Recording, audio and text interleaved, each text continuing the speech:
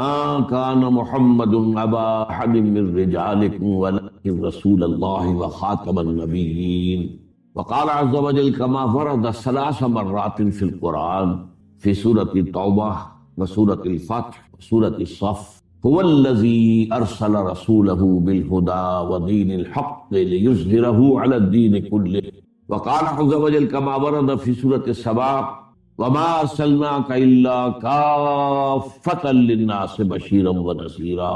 وقال عز وجل كما ورد في سورة الانبياء: وما ارسلناك الا رحمة للعالمين. وقال عز وجل كما ورد في سورة الاعراف: قل يا ايها الناس انی رسول اللہ الیکم جمیعا. صدق اللہ العظیم. آج کے دن کو ہمارے ہاں عید النبی کے نام سے منائے جانے کا کچھ عرصے سے رواج ہوا ہے. یہ رواج کچھ زیادہ پرانا نہیں ہے. جہاں تک لفظ عید کا تعلق ہے اس کا انطباق تو اس پر کوئی غلط نہیں ہے، صحیح ہے، اس لیے کہ لغوی طور پر عید کے معنی ہے بار بار لوٹ کر آنے والی شے یا خوشی، ہر سال آنے والی. عید الفطر ہر سال آتی ہے، عید الاضحیٰ ہر سال آتی ہے. عاد یعود، تو عید اسی سے بنا، لوٹ لوٹ کر آنے والی، پلٹ پلٹ کر آنا. اس اعتبار سے یہ یقیناً یوم عید ہے. لیکن یہ اصل میں اس کے لیے اس کا استعمال جو ہے یہ بہت ہی تھوڑے عرصے قبل شروع ہوا ہے. یہ کوئی قدیم بات. اول تو یہ کہ حضور کی ولادت جو ہے 12 ربیع الاول متفق علیہ نہیں ہے. حضور کی ولادت کی تاریخ طے نہیں ہے. مہینہ تو طے ہے کہ ربیع الاول تھا، اس میں کسی شک و شبے کی گنجائش نہیں، لیکن تاریخ متفق علیہ نہیں. بلکہ میرے نزدیک اس سلسلے میں قاضی سلمان منصور پوری رحمۃ اللہ علیہ جو ایک بڑی عظیم کتاب کے مصنف ہیں، اگرچہ وہ اتنی مشہور نہیں ہو سکی جتنے کی مولانا شبلی کی رحمۃ للعالمین مشہور ہوئی ہے، لیکن بہت سے اعتبارات سے مولانا شبلی کی کتاب سے وہ بہت بڑھتر ہے، بہت اونچی، علمی اعتبار سے اس کا مقام بلندتر ہے. رحمۃ للعالمین 3 جلدوں. اور یہ جو تھے قاضی سلمان منصور پوری، یہ تقویمات کے بڑے ماہر تھے. گرگری کیلنڈر جو ہے، جو کرسچن کیلنڈر ہے، اس کو بھی خوب جانتے تھے، اور یہ جو قمری کیلنڈر ہے اس سے بھی خوب واقف تھے. ہندی کیلنڈر سے پوری طرح واقف تھے. اسی طریقے سے یہودیوں کے کیلنڈر سے بھی پوری طرح واقف تھے. تو اس میدان میں ان کا خاص چونکہ معاملہ تھا، تو انہوں نے طے کیا ہے یہ، اور میں اسی سے متفق ہوں کہ حضور کی تاریخ پیدائش 9 ربیع الاول تھی. البتہ آپ کی تاریخ وفات متفق علیہ ہے 12 ربیع الاول. 12 ربیع الاول اصل میں حضور کے انتقال کا دن ہے. اور یہ مجھے تو یاد ہے اپنے بچپن کے اندر، ابھی میرا بچپن جو ہے کوئی 200 سال پرانا تو نہیں ہے. یوں سمجھیے کہ پاکستان کے قیام سے پہلے تک یہ ہمارے ہاں 12 وفات کے طور پر منایا جاتا تھا. اس کا نام ہی تھا 12 وفات. 12 وفات، 12 ربیع الاول جو حضور کا یوم وفات. اس میں کوئی جشن کا تصور نہیں تھا، کوئی دھوم دھڑکا نہیں تھا، کوئی جلوس نہیں تھے. ہاں ضرور ہے کہ کبھی جلسے ہو جاتے تھے، کوئی میلاد کی محفلیں ہوتی تھی، لیکن میلاد کی محفلیں جو ہے وہ صرف یوم ولادت کو نہیں ہوتی تھی. وہ تو گویا کہ ہمارے ہاں کی ایک تہذیب کا ایک جز بن گیا تھا، خاص طور پر خواتین کے لیے، اور وہ تعلیم بالغہ کا ایک اچھا ذریعہ تھا. تو اس دن کیا کرتے تھے کہ کھانا پکا کر بڑے پیمانے پر غریبوں کو کھلایا جائے. بس یہ اس کی ایک جو تھی وہ صورت تھی. باقی یہ کہ اس کے علاوہ کوئی دھوم دھڑکا اور کوئی اس کو عید قرار دینا جو ہے موجود نہیں تھا. اس اعتبار سے غور کیا جائے تو ہمارے لیے ان چیزوں میں سوچنے کا ایک ہے مقام ہے کہ کچھ چیزیں، البتہ یہ کہا گیا ہے، میں اس پہ یقین سے نہیں کہہ سکتا کہ اس کی جو ایجاد کی گئی ہے عید میلاد النبی کی حیثیت سے، ان کے موجد جو ہے مولانا احمد رضا خان بریلوی. اس کی وجہ کیا تھی؟ اس وقت جو ہے شیعہ سنی کچھ معاملہ مسابقت کا شدت اختیار کر، انہوں نے محسوس کیا کہ یہ شیعوں نے جو یہ محرم اور اس کے تعزیوں کا معاملہ شروع کر رکھا، اس سے سنی عوام بھی بے انتہا متاثر ہوتے. اس میں دھوم دھڑکا ہوتا ہے، اس پٹے کھیلے جاتے تھے، اس میں طرح طرح کے ساتھ تماشے ہوتے تھے. یہ وہ پرانے آج کل نہیں ہوتے وہ چیزیں، لیکن ہمیں بچپن میں یاد ہے کہ وہ جو ہیں وہ پٹے کھیلے جا رہے ہیں، تو گویا کہ شمشیر سنی کے مظاہرے ہو رہے ہیں. تو سب جاتے تھے، ہم بھی جاتے تھے، جا کر دیکھتے تھے، سب مسلمان شریک ہوتے. اب اس ضمن میں جو بھی کچھ بیان کیا جاتا تھا وہ اس کا ظاہر بات ہے کہ ہمارے ذہنوں پر، ہمارے تحت الشعور پر اثر پڑتا تھا. تو یہ جو ہے اس کا ایک مداوع کرنے کے لیے، اس کا علاج ہم سنی بھی کریں تو کوئی ایسی ہی چیز ہونی چاہیے جو لوگوں کی دلچسپی کا ذریعہ بن جائے، موجب بن جائے، اور لوگ اس کے اندر ذوق در ذوق شریک ہوں. تو یہ میلاد النبی کے جلوس جو ہیں ان کے موجد جو ہے مولانا احمد رضا خان بریلوی۔ بہرحال یہ بات تو میں نے ایک ٹیکنیکل انداز سے آپ سے کہی ہے۔ بہرحال یہ دن خوشی کا دن ہے، ولادت کا دن ہے، اور وفات کا دن ہے، تو یہ حضور کے لیے اصل میں تو یہ دن ہونا چاہیے شکرانے کا دن، اس لیے کہ ہماری عیدوں کے ساتھ لفظ شکر آتا ہے قرآن میں۔ عید الفطر کا ذکر ہے سورہ بقرہ میں، لِتُكَبِّرُوا اللَّهَ عَلَى مَا هَدَاكُمْ وَلَعَلَّكُمْ تَشْكُرُونَ، اور عید الاضحیٰ کا ذکر ہے كَذَلِكَ سَخَّرَهَا لِتُكَبِّرُوا اللَّهَ عَلَى مَا هَدَاكُمْ وَلَعَلَّكُمْ تَشْكُرُونَ۔ اسی طریقے سے اگر واقعۃ حضور کا ولادت کے دن کا معاملہ خاص رکھے تو اس میں وہ تو شکرانہ ہونا چاہیے، اور اس شکرانے کی شان کیا ہے؟ جب ہم عید کے لیے جاتے ہیں تو تکبیر رب کا نغمہ ہمارے زبانوں پر ہونا چاہیے، ہوتا نہیں ہے، لوگ چھوڑ گئے ان چیزوں کو، لیکن یہ کہ پڑھنا اللہ اکبر لا الہ الا اللہ اللہ اکبر وللہ الحمد، جیسے عیدین کی نمازوں میں یہ اضافی تکبیرات ہیں، تو یہ تکبیرات جو ہیں یہ جاتے آتے ہوئے یہ جو ہے مسنون ہے، یہ پسندیدہ ہے، جس کو ہم چھوڑ چکے۔ اسی طریقے سے نماز جو ہے ہم کہتے ہیں دو رکعت شکرانے، اصل میں تو اس کو شکرانے کے طور پر منایا جائے، اس میں ظاہر بات ہے خیرات کی جائے، غریبوں کو کھانا کھلایا جائے، جیسے عید الفطر کے ساتھ فطرانہ ہے تاکہ غریب بھی اس عید الفطر کی خوشیوں میں کچھ شریک ہو سکے۔ عید الاضحیٰ کے ساتھ غریبوں کے لیے گوشت کھانے کا معاملہ ہے، یہ ایک تہائی جو ہے آپ کو اپنی قربانی کا گوشت لازماً جو ہے خیرات کرنا ہے، صدقہ کرنا ہے، اور وہ غریبوں کو بھی جنہیں کو یعنی گوشت کو دیکھنے کی جو ہے وہ جو نہیں ہوتی صورت پیدا ہوتی بسا اوقات، وہ ان کو یہ ہے کہ گوشت کھانے کا۔ تو یہ چند باتیں تو میں نے کی ہیں آج اس عید میلاد النبی کے نام کے حوالے سے، اس کا پس منظر کیا ہے۔ دیکھیے ختم نبوت جو ہے ہمارے عقائد کے اندر لازماً شامل ہے، یعنی نبی اکرم صلی اللہ علیہ وسلم اللہ کے آخری نبی تھے، آخری، یوں سمجھیے کہ بعض روایات کے روح سے اگر 1.25 لاکھ انبیاء دنیا میں آئے ہیں تو اس کی آخری کڑی بھی صرف حضور ہے صلی اللہ علیہ وسلم، اور ان 1.25 لاکھ میں سے وہ بھی جو نبی بھی تھے رسول بھی تھے۔ رسول جو ہوتا ہے لازماً نبی ہوتا ہے، اب نبی لازماً رسول نہیں ہے۔ تو 313 کی جو ہے تعداد بتائی گئی ہے کہ رسول آئے ہیں دنیا میں، آخری رسول بھی محمد ہے صلی اللہ علیہ وسلم۔ لیکن ختم نبوت کا 2 مفہوم ہے، جن میں سے ایک بہت عام ہوا ہے، اس کی خاص وجہ ہے، اس کا تعلق ہے شریعت سے، قانون سے۔ وہ ختم نبوت کا مفہوم کیا ہے کہ آپ آخری نبی، آخری رسول، آپ کے بعد کوئی نبی نہیں، کوئی رسول نہیں۔ جس نے دعویٰ کیا وہ جھوٹا، دجال، کذاب، کافر، مرتد، اور جس نے اس کی تصدیق کی وہ بھی دائرہ اسلام سے خارج۔ اب یہ چونکہ ہے قانونی مسئلہ، کوئی شخص مسلمان رہا یا نہیں رہا، لہذا اس پہلو پر تو علماء نے پوری توجہ کی، اس کے دلائل دیے ہیں۔ البتہ آپ نے نوٹ کیا گیا ہو کہ اس کے لیے عام طور پر ایک ہی آیت قرآن کی جو پیش کی جاتی ہے، یہ سورہ احزاب کی آیت نمبر 40 ہے، ما کان محمد ابا احد من رجالکم ولکن رسول اللہ وخاتم النبیین، محمد تم میں سے کسی مرد کے باپ نہیں ہے۔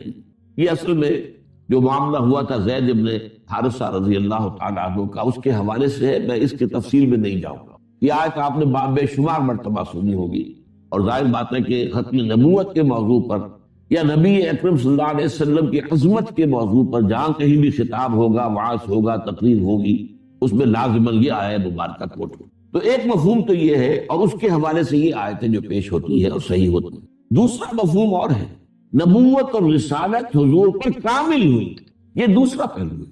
اور نوٹ کرنے کی بات یہ ہے کہ حضور کی فضیلت کس میں ہے؟ ختم نبوت میں کوئی فضیلت نہیں ہے، بلبغی مانا کہ ختم ہو گئی، ایک شے تھی اب نہیں رہی، ایک واقعہ ہے، بس اس میں فضیلت کا پہلو کون سا ہو؟ بلکہ میں آپ کو یاد دلا دوں کہ اصل میں غلام احمد قادیانی نے لعنت اللہ علیہ جو اپنے دعوی کا آغاز کیا تھا وہ یہی سے کیا تھا۔ اس نے اجرائے وحی کا فلسفہ پیش کیا کہ وحی تو جاری ہے، وحی کا سلسلہ بند نہیں ہو سکتا، کیسے ہو سکتا ہے جبکہ وحی رحمت ہے۔ اب یہ بات لوگوں کو اپیل کی، وحی تو رحمت ہے، تو یہ رحمت کا سلسلہ کیسے بند ہو سکتا؟ تو اجرائے وحی سے بات شروع کی، اور اس کو پھر آگے بڑھتا گیا۔ مہدی موعود ہونے کا وعدہ کیا، پھر اس نے مسیح موعود ہونے کا وعدہ کیا، پھر نبی کا دعویٰ کر دیا، پھر بندی سے۔ لیکن یہ بنیادی بات وہ تھی کہ جس نے لوگوں کو اپیل کی، میں اس کی بات وضاحت کر دوں گا۔ تو در حقیقت ختم نبوت کے یہ 2 مفہوم میں بیان کر رہا ہوں۔ یہ لفظ ختم میں اردو میں بھی موجود ہے، ایک یہ ہے کہ پیسے ختم ہو گئے، آٹا ختم ہو گئے، یہ ایک مفہوم ہے۔ ایک یہ کہ اسکول کا طالب علم کہتا ہے کہ میں نے اپنا کام ختم کر لیا، تب یہ ختم جو ہے پورا کر، میں نے اپنا کام پورا کر، یہ ختم جو ہے یہاں پر اس معنی میں۔ تو اس معنی میں ایک ہے حضور پر ختم نبوت کہ آپ کے بعد کوئی نبی نہیں، کوئی رسول نہیں، ایک ہے ختم نبوت اس معنی میں کہ آپ پر نبوت اور رسالت کی تکمیل ہوئی ہے۔ اب اس کے لیے جو قرآن مجید کی آیت ہے جو میں چاہتا ہوں کہ آپ اچھی طرح نوٹ کر لیں، تو 3 مرتبہ آئی قرآن میں، هو الذی ارسل رسولہ بالہدی ودین الحق لیظہرہ علی الدین کلہ۔ یہ ہے اصل آیت، اس کو ایمفیسائز نہیں کیا گیا، اس پر توجہ نہیں کی گئی کہ اصل میں تکمیل نبوت و رسالت کی مظہر یہ ہے۔ اس کے حوالے سے بات کی جائے تو وہ بات سامنے آتی ہے کہ محمد رسول اللہ کا مقام کیا ہے۔ میں عرض کر رہا تھا نا کہ ایک چیز مسلسل چلی آ رہی تھی، ایک جگہ ختم ہو گئی، ٹھیک ہے ختم ہو گئی، ایک واقعہ ہے، لیکن اس میں فضیلت تو کوئی نہیں۔ ایک ہے ایک چیز رفتہ تدریجاً ارتقاء کے مراحل طے کرتے ہوئے اپنے کلائمیکس کو پہنچی اور ختم۔ زمین و آسمان کا فرق، ایک چیز اپنے عروج کو پہنچ کر ختم ہوئی، ایک چیز کلائمیکس کو پہنچ کر ختم۔ یہ ہے اصل معاملہ کہ جو حضور کی اس میں فضیلت ہے، جس میں اندر حضور کا مقام جو ہے انبیاء کرام کے مقدس گروہ کے اندر معین ہوتا ہے کہ آپ پر نبوت و رسالت کی تکمیل۔ حضور پر نبوت ختم ہو گئی، آپ کے بعد نبوت نہیں ہے، رسالت نہیں ہے، جس نے دعویٰ کیا وہ قذاب جان۔ اب لیجیے حدیث کے جو اس اتمام نبوت و رسالت کے اعتبار سے، یہ بھی حضرت ابو ہریرہ سے ہے رضی اللہ تعالی عنہ، اور یہ متفق علیہ ہے، بخاری اور مسلم دونوں۔ یہ بارہا میں نے آپ سے کہا ہے کہ جو حدیث متفق علیہ ہو اس سے اوپر کوئی درجہ نہیں ہے حدیث کے مستند ہونے کا، وہ قرآن مجید کے قریب ہی پہنچ جاتی ہے وہ حدیث اپنے سند کے اعتبار سے۔ قرآن قرآن ہے، حدیث حدیث ہے، قرآن لفظاً وحی ہے، حدیث مانن وحی ہے، قرآن محفوظ ہے لفظاً، حدیث محفوظ نہیں ہے لفظاً، لیکن سند کے اعتبار سے جو متفق علیہ روایت ہوگی وہ قرآن مجید ہی کے قریب پہنچ جاتی ہے۔ اس روایت کے الفاظ کیا ہے؟ آپ نے فرمایا مثلی و مثل الانبیاء، میری اور باقی دوسرے رسول نبیوں کی مثالیں ہے کمثل قصر، ایک محل کی ہے، ایک عمارت بڑی شاندار بنائی گئی، احسن بنیانہ، اس کی تعمیر بہت عمدہ ہوئی، بہت اعلیٰ ہوئی، بہت حسین، وترک منہ موضع لبنۃ، لیکن ایک جگہ پر اس میں رخنا چھوڑ دیا گیا، بہت ساری شان، ایک رخنا ہے، یہ کیا ہے، کس لیے ہے، کیوں چھوڑ دیا گیا، کیوں تکمیل نہیں کی گئی؟ فطاف بہ النظار، تو نظارہ کرنے والے، دیکھنے والے سیاح لوگ آتے تھے اور وہ اس کا طواف کرتے تھے، اس کے گرد جو ہے چکر لگاتے تھے، یتعجبون، تعجب کرتے تھے، من حسن بنیانہ، اس کی انتہائی خوبصورت جو عمارت ہوئی ہے اس کی تعریف کرتے تھے، الا موضع تلک اللبنہ، سوائے اس ایک اینٹ یا کہہ لیجئے وہ ایک پتھر، اس زمانے میں اینٹوں کا رواج نہیں تھا تو پتھروں سے بنتی تھی، اس کی کوئی جگہ چھوڑ دی گئی۔ اب فرمایا آپ نے فَكُنْتُ أَنَا سَجَدْتُ مَوْضِعَ اللَّبْنَةِ خُتِمَ بِي النُّبُوَّةُ وَخُتِمَ بِي الرُّسُلُ، تو میں وہ اینٹ ہوں، میں وہ پتھر ہوں جس نے آ کر اس رخنے کو پر کر دیا ہے، بند کر دیا ہے، اور میرے ذریعے سے وہ عمارت بھی مکمل کر دی گئی اور میرے ذریعے سے رسولوں کو بھی مکمل کر دیا گیا، رسالت کی بھی تکمیل ہو گئی۔ وفی روایت میں ایک اور روایت میں الفاظ ہے وَأَنَا اللَّبِنَةُ وَأَنَا خَاتِمُ النَّبِيِّينَ، میں ہوں وہ اینٹ یا وہ پتھر اور میں ہوں کہ میرے بعد کوئی نبی نہیں۔ اب احادیث کی حد تک تو معاملہ یہ ہو گیا، اب آئیے آپ اس آیت کی طرف۔ یہ جو آیت ہے هُوَ الَّذِي أَرْسَلَ رَسُولَهُ بِالْهُدَىٰ وَدِينِ الْحَقِّ لِيُظْهِرَهُ عَلَى الدِّينِ كُلِّهِ، 3 جگہ آئی، 2 جگہ اس کا اختتام ہے ان الفاظ کے ساتھ وَلَوْ كَرِهَ الْمُشْرِكُونَ، اور ایک جگہ ہے وَكَفَىٰ بِاللَّهِ شَهِيدًا۔ میں اس جو مختلف فی حصہ ہے اس کا اس وقت اس پر بحث نہیں کر رہا، جو بالکل متفق علیہ ہے، جس میں ایک شوشے کا فرق بھی نہیں۔ هو الذی ارسل رسولہ بالہدی ودین الحق لیظہرہ علی الدین کلہ، یہ ایگزیکٹلی یہی الفاظ، ایک حرف کا 2 دور کی بات ہے، ایک شوشے تک کا فرق ہے۔ اور دوسری بات یہ نوٹ کیجئے، یہ الفاظ کسی اور رسول کے لیے قرآن میں نہیں آئے، بعض الفاظ مشترک ہیں، بشیر، سارے انبیاء بشیر تھے، حضور بھی بشیر، نذیر، سارے خبردار کرنے والے تھے، حضور بھی خبردار کرنے والے، مبلغ، معلم، یہ سارے ناصح، میں انصح لکم، میں تمہیں نصیحت کر رہا ہوں، یہ سارے الفاظ مشترک ہیں۔ شاہد، گواہ، یہ بھی مشترک ہے، انا ارسلناک شاہدا ومبشرا ونذیرا وداعیا الی اللہ باذنہ وسراجا منیرا، یہ الفاظ، لیکن یہ الفاظ قرآن مجید میں جو 3 مرتبہ حضور کے لیے آ رہے ہیں، کسی اور نبی اور رسول کے لیے 1 مرتبہ بھی، تو معلوم ہوا کہ یہی الفاظ ہیں جو حضور کی امتیازی حیثیت کو واضح کرنے والے۔ تو ساری توجہ ان پر ہونی چاہیے، جسے ہم کہتے ہیں مائکروسکوپ کو فکس کر دیجئے اس کے اوپر۔ هو الذی ارسل رسولہ، وہی ہے اللہ جس نے بھیجا اپنے رسول کو محمد کو صلی اللہ علیہ وسلم، بالہدا، ہدایت بھیج کر، الہدا دے کر، اور دین حق دے کر، دو چیزیں دے کر بھیجا گیا۔ اور کس لیے بھیجا؟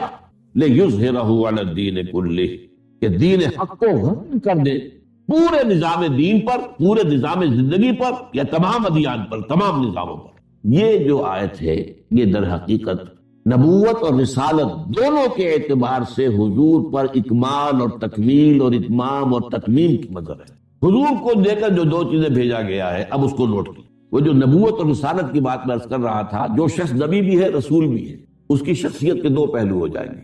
نبوت کا پہلو ہے اللہ سے لینے والا، جیسے اینٹینا کو لگا رکھا ہے آپ نے اور وہ ہوا میں سے وہ لے رہا ہے وہ جو سگنلز، یہ ہے نبوت۔ رسالت تک پہنچانا، یہ ہے رسالت جو ہے یہ لوگوں کو پہنچانا، اللہ سے لیتا ہے لوگوں تک پہنچانا۔ یہ جو ہے کہ نبی اور رسول کا جو فنکشن ہے، اللہ سے جو دو چیزیں ملی ان میں تکمیل کا پہلو کیا؟ الہدا، the guidance, the total guidance قرآن مجید۔ اس کو ایک اعتبار سے سمجھیے کہ یہ تو نبوت کے آغاز سے ہدایت اللہ تعالیٰ کی طرف سے آ رہی ہے۔ سورہ بقرہ کے 4 رکوع میں آخر میں کہا گیا ہے، جب حضرت آدم کو حکم ہوا کہ اب اترو اور زمین کا چارٹ سنبھالو تو وہی آباد رہو گے، وہاں فرما دیا گیا وَإِمَّا يَأْتِيَنَّكُم مِّنِّي هُدًى فَمَن تَبِعَ هُدَايَ فَلَا خَوْفٌ عَلَيْهِمْ وَلَا هُمْ يَحْزَنُونَ وَالَّذِينَ كَفَرُوا وَكَذَّبُوا بِآيَاتِنَا أُولَٰئِكَ أَصْحَابُ النَّارِ هُمْ فِيهَا خَالِدُونَ۔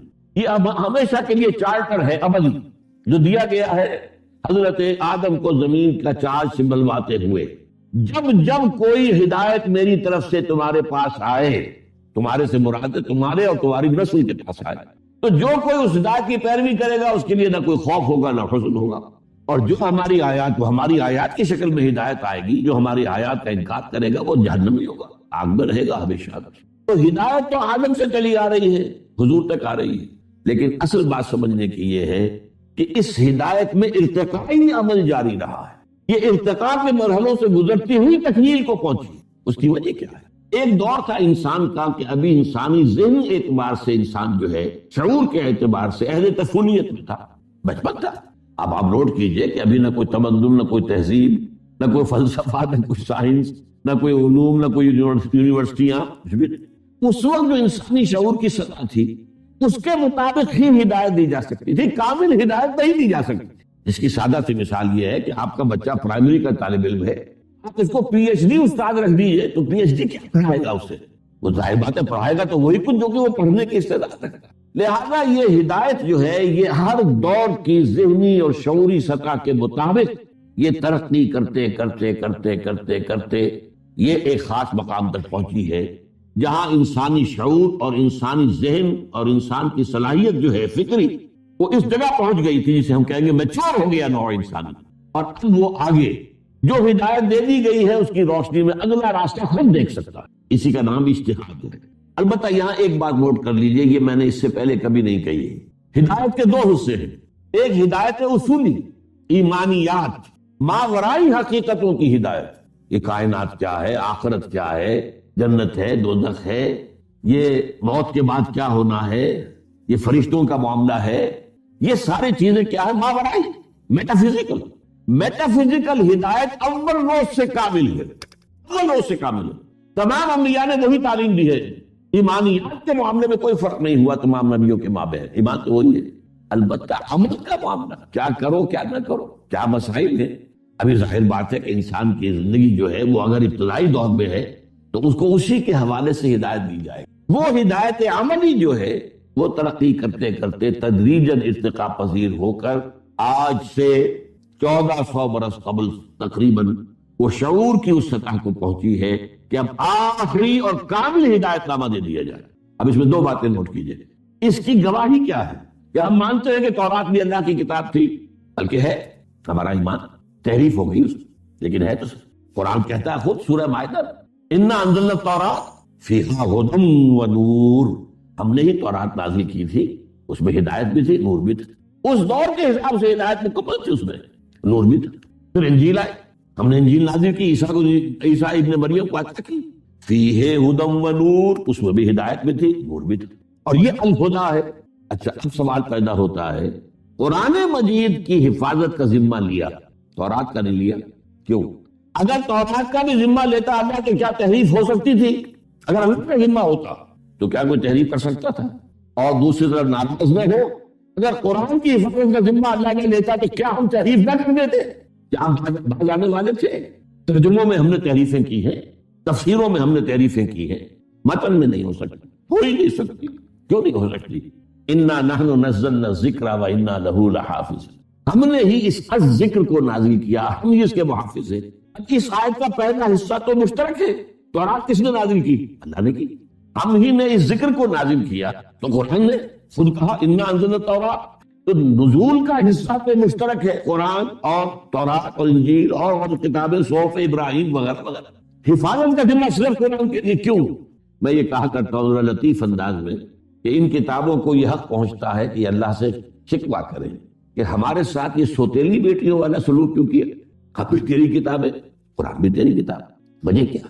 بھائی تم ابھی تمہارے اندر ہدایت قابل نہیں ہوئی تھی، تم تو اصل میں انٹرم پیریڈ کے لیے ہدایات پر مشتمل تھی۔ یہ نوٹ کیجئے لفظ ہدایت اور ہدایات، اس لیے کہ تورات کے لیے سب سے اہم لفظ جو ہے وہ 10 commandments ہے، ہدایات۔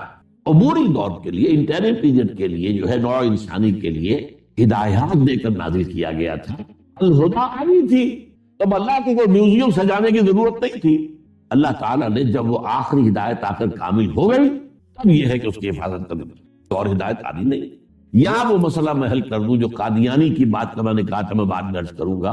ایک قادیانی نوجوان سے میری بات ہو رہی تھی، میں نے اس سے 2 باتیں پوچھی، یہ بتاؤ کہ کیا تم مانتے ہو کہ قرآن میں ہدایت کامل ہو گئی؟ کہتے بالکل بالکل بالکل۔ اچھا کیا تم یہ مانتے ہو کہ قرآن محفوظ ہے، اس میں کوئی تحریف نہیں ہوئی؟ بالکل بالکل بالکل۔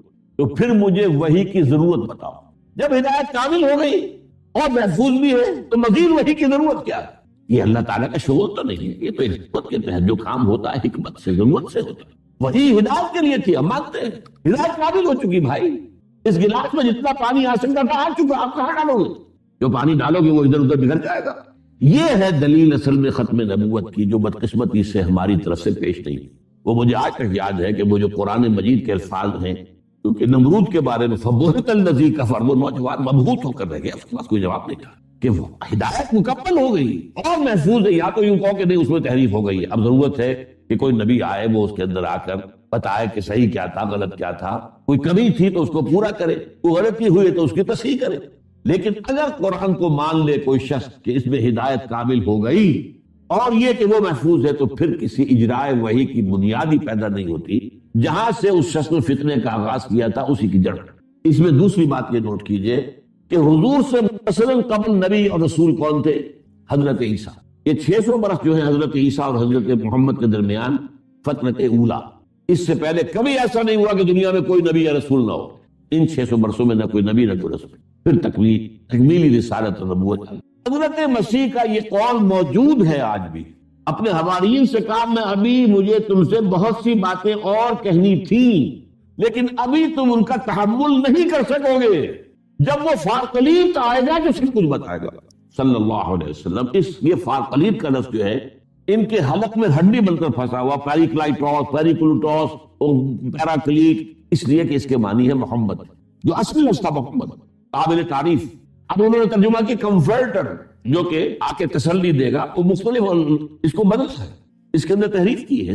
لہذا یہ جو فارقلیت آئیں گے، جو کہ محمد ہوں گے صلی اللہ علیہ وسلم، وہ آ کر تمہیں سب کچھ بتائیں گے۔ یعنی ساری تعلیم، تکمیل والی تعلیم جو ہے اس کا معاملہ ابھی ہے محمد کے لیے، ابھی تم اس قابل نہیں ہو۔ 600 برس اور تمہاری زندگی جو ہے وہ ہو جائے، آگے بڑھ جائے، تب وہ الہدا آئے گی۔ نمبر 2 دے کر کیا چیز بھیجے گئے؟ دین حق۔ اور دین حق کیا ہے؟ مکمل نظام جو مبنی بر حق۔ سب سے بڑا حق کیا ہے؟ یہ کائنات اللہ کی ہے، اسی کا حکم چلنا چاہیے۔ دین حق کیا ہے؟ ایک پورا نظام زندگی جو اللہ کی حاکمیت کے اصول اور پوری زندگی کے تمام اصول اور تمام پہلو اجتماعی اور انفرادی وہ اللہ کی بندگی اور عبادت کے اندر آ جائیں، یہ دین حق ہے۔ اور یہی نظام عدل ہے۔ ظاہر بات ہے کہ جب بھی انسان کچھ سوچے گا، اس کی ایبسولوٹلی آبجیکٹو تھنکنگ ناممکن ہے، یہ دنیا میں مانا جاتا ہے۔